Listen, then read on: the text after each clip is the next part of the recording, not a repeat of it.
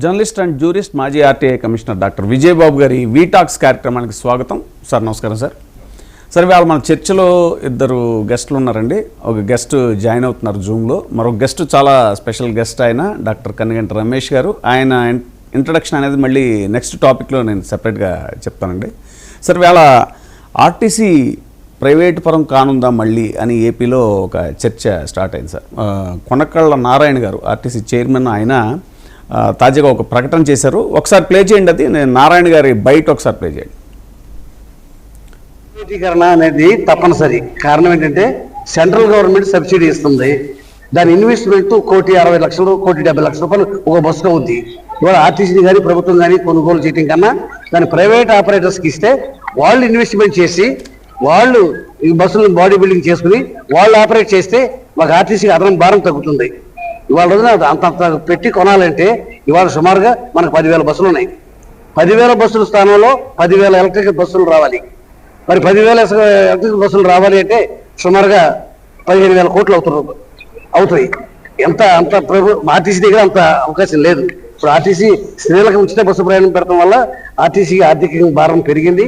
మరి ఈ పరిస్థితుల్లో ప్రైవేట్ బస్సులు మనమే కొనటం అనేది ఇప్పుడు సాధ్యమయ్యే పని కాదు. ముందు ప్రైవేట్ బస్సులు ఆపరేటర్స్ ద్వారా బస్సులు నడిపితే ప్రయాణికులకి సౌకర్యం కలగజేయాలనేది మెయిన్ టాప్. ప్రైవేటీకరణ అనేది తప్పనిసరి. కారణం ఏంటంటే సెంట్రల్ గవర్నమెంట్ సబ్సిడీ ఇస్తుంది. దాని ఇన్వెస్ట్మెంట్ 1,60,00,000 1,70,00,000 ఒక బస్సుకు అవుద్ది. ఇవాళ ఆర్టీసీ కానీ ప్రభుత్వం కానీ కొనుగోలు చేయడం. సార్ ఆర్టీసీ ప్రభుత్వ రంగంలో ఉండాల్సిన ఆవశ్యకత ఏంటనేటువంటిది బహుశా మీరు ఒక జనరేషన్లో మీరు తెలియజెప్పినటువంటి పరిస్థితి ఈ జనరేషన్ తెలిసి ఉండకపోవచ్చు. కానీ విజయవాడలో ప్రైవేటు బస్సుల హవా, సిటీ బస్సుల హవా నడుస్తున్న రోజుల్లో వాటిని సిటీ బస్సుల్ని ప్రభుత్వపరం జాతీయం చేయాలి అనేటువంటి దాన్ని ఒక ఉద్యమం కింద తీసుకెళ్ళినటువంటి వ్యక్తి మీరు. సో అసలు ఆ అనుభవాలు, అలాగే ఇప్పుడు ఖచ్చితంగా ఇది ప్రైవేటు పరం కాకుండా ఉండాల్సినటువంటి ఆవశ్యకత ఏంటి? ఎందుకంటే ప్రైవేట్ ట్రావెల్స్ బస్సులు మనం చూస్తున్నాం సార్, చాలా దారుణంగా.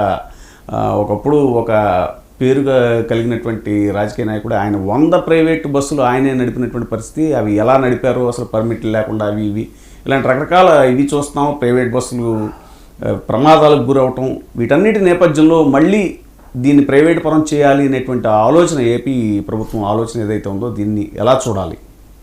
జస్ట్ ఇప్పుడు ముందు ప్రస్తావించినట్టు ఏంటంటే జస్ట్ ఒక పోలిక. విజయవాడలో మేము స్టూడెంట్ యూనియన్ లీడర్గా ఉండే రోజుల్లో ఈ ప్రైవేట్ బస్సులు పోటాపోటీగా ఒకదాని వెనక ఒకటి టికెట్ల కోసం అని చెప్పని చేస్తే మా టైర్ల కింద స్టూడెంట్స్ వీళ్ళు మామూలు కూలీ జనాలు వీళ్ళు పడి నలిగిపోయి సంభవిస్తున్నటువంటి పరిస్థితుల్లో మేము సిటీ బస్సులను జాతీయం చేయాలని ఆ రోజున ఒక మొత్తం అన్ని పార్టీల తరఫున కూడా ఉద్యమం స్టార్ట్ చేసాం. చేసిన తర్వాత వీళ్ళు దాదాపుగా అన్ని సంఘాలను, ఎందుకంటే ఇప్పుడు ప్రత్యక్ష సాక్షులుగా కూడా చాలామంది అక్కడ విజయవాడలో పిళ్ళారవి లాంటి అడ్వకేట్స్ ఉన్నారు, తర్వాత మన గౌతమ్ రెడ్డి లాంటి వీళ్ళు ఉన్నారు, వాళ్ళంతా ఉద్యమంలో ఉన్నటువంటి వాళ్ళు.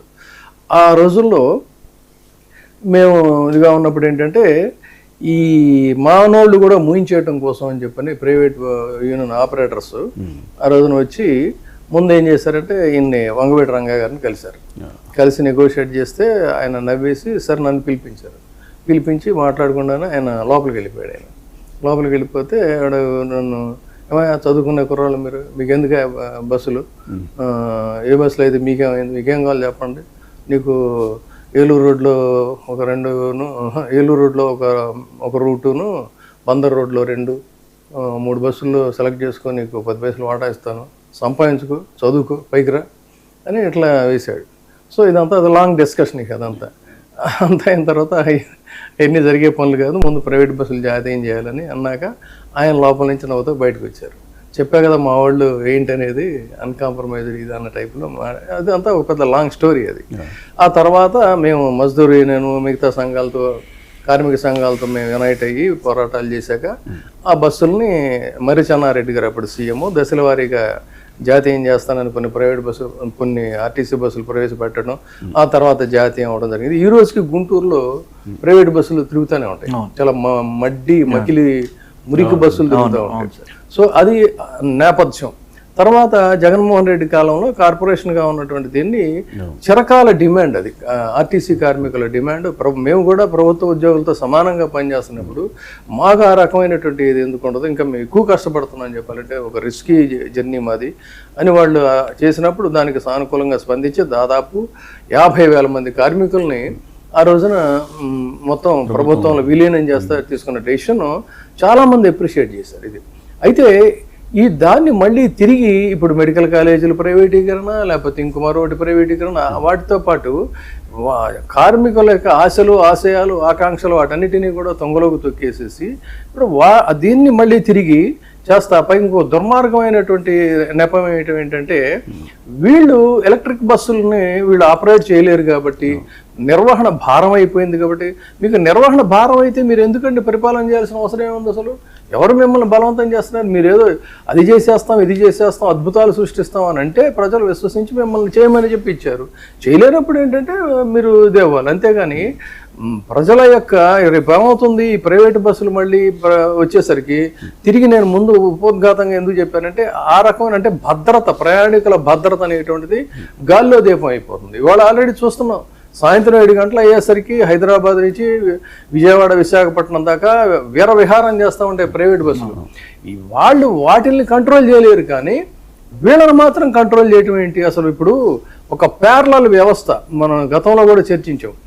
ఆర్టీసీతో పాటుగా ఒక ప్యారలల్ వ్యవస్థ ప్రైవేటు బస్సులు అనేటువంటి జరుగుతూ ఉంటే వాటిని కంట్రోల్ చేయాల్సింది పోయి ఆ లాభాలన్నిటినీ కూడా వీళ్ళకి ఇటు మలచాల్సింది పోయి వాటి జోలికి వెళ్ళరు. ఒక దశలో ఆశ్చర్యం వేసింది, దాదాపుగా ఒక ప్రజాప్రతినిధి పేరుతో 100 బస్సులు తిరిగేవని చెప్పని ఒకే పరిమితం మీద 3 సార్లు 4 సార్లు అంటే శరవేగంగా వాళ్ళు ప్రయాణం చేస్తుంటారు. సో వాళ్ళకి ఇంకోటి జనం చచ్చిపోతే అసలు ఏదో కుక్క చచ్చిపోయింది గోడ పక్కన పడేయండి అన్నంత ఇన్హ్యూమన్గా వాళ్ళు బిహేవ్ చేసిన ఆ సాక్ష్యాలు కూడా మనకు సమయం సరిపోదు కానీ ఆ ఇన్సిడెంట్స్ కూడా నాకు తెలుసు. అంత దారుణంగా వ్యవహరిస్తారు. అలాంటిది వాటిల్ని ఇది చేయకుండా ఆర్టీసీలో విలీనం చేసినటువంటి దీన్ని మళ్ళీ వెనక్కి తీసుకొని ఎలక్ట్రిక్ బస్సులు వాటిని వీళ్ళు ఆపరేట్ చేయాలంటే వాళ్ళేమో స్కిల్డ్ పీపుల్ కదా. ఇప్పుడు గవర్నమెంట్స్లో కంప్యూటర్ ఎలా ఆపరేట్ చేయాలో తెలియని పరిస్థితులు ఇప్పుడు వాళ్ళందరూ నేర్చుకోలేదా? వాళ్ళకి ట్రైనింగ్ ఇవ్వండి, స్పెషల్ ట్రైనింగ్ ఇవ్వండి, ఇస్తే వాళ్ళు ఆటోమేటిక్గా ఇది అవుతారు. అలాంటిది అసలు అదంతా కూడా వదిలేసేసి మేము నిర్వహించలేం కాబట్టి ప్రైవేటీకరణ చేస్తామంటే 50,000కు పైగా ఆర్టీసీ ఉద్యోగుల జీవితాలు వాళ్ళ కుటుంబాలు ఇవన్నీ కూడా మళ్ళీ వెనక్కి రావడం అంటే సరే మనతో పాటు ఇప్పుడు ఈ ఆయన నర్సయ్య గారు employees union general secretary so వాళ్ళు దీన్ని ఏ విధంగా ఫేస్ చేయబోతున్నారు లేకపోతే వాళ్ళు యాక్సెప్ట్ చేస్తారా అనేది. ఎందుకంటే కార్మిక పోరాటాలు గతంలో అయితే ఏ కార్మిక పోరాటానికి కూడా అపజయం అనేది లేదు. దురదృష్టవశాత్తు ఇప్పుడు ఏంటంటే దాంట్లో కూడా మళ్ళీ ఈ పొలిటికల్ ఇంటర్ఫిరెన్స్లు స్పిట్స్ ఇవన్నీ ఉంటాయి. బట్ వేరాస్ నాకు తెలిసినంత వరకు కొన్ని ప్రత్యేక ఇది ఆర్టీసీ కూడా ఇటు తెలంగాణలో కావచ్చు అక్కడ కావచ్చు చాలా పటిష్టమైనటువంటి కార్మిక సంఘాలు. సో మరి వాళ్ళు ఏం చేయబోతున్నారు అనేది మనం అడిగి తెలుసుకుందాం.